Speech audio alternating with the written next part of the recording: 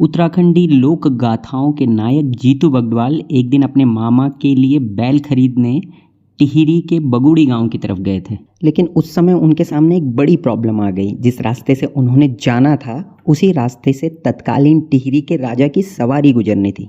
राजा अक्सर टिहरी से अपने समर कैपिटल प्रतापनगर जाया करते थे और उस दौरान वो पूरा रास्ता राजा के प्रोटोकॉल के लिए सैनिटाइज किया जाता था, इसलिए किसी की भी आवाजाही उस रास्ते पर रोक दी जाती थी। अब इस समस्या के कारण उन्हें अपने बैलों को लेकर एक छोटे से रास्ते के बजाय कई किलोमीटर लंबा रास्ता तय करना था।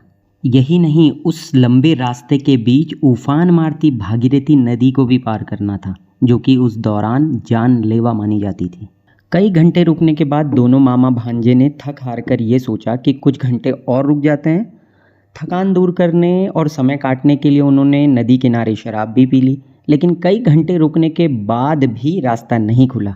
फिर जाकर जीतू बगडवाल के मामा मदन नेगी का सब्र का बांध टूटा और राजा के खिलाफ गुस्से में आकर उन्होंने फैसला किया कि अब मैं नदी पार कर कर ही जाऊंगा। प्रकृति को मानो कुछ और ही मंजूर था।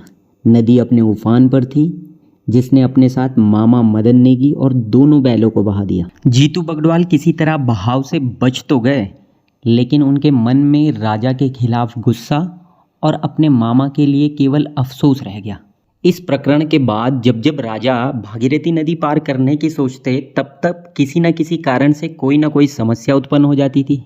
आखिरकार थक हार कर राजा ने समस्त क्षेत्र के प्रखंड विद्वानों को बुलाकर एक यज्ञ किया, जिसमें ये पता चला कि मदन नेगी नाम के व्यक्ति का दोष है इन पर। फिर सभी के समक्ष नतमस्तक होकर राजा ने अपनी गलती स्वीकारी और टिहरी के पास ही थौलदार नामक ऊंची जगह पे श्री मदन नेगी देवता का एक भव्य मंदिर की स्थापना की।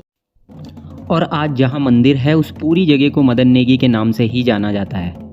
तब से आज तक मदन नेगी देवता के रूप में पूजे जाते हैं और ये मनुष्य रूपी शरीर में अवतरित होते हैं।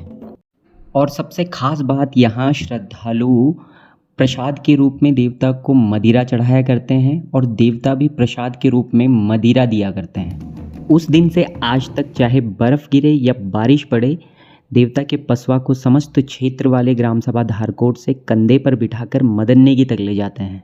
और हर साल 20 गति बैसाख यानी लगभग 3 मई के आसपास एक विशाल मेले का और भंडारे का आयोजन किया जाता है।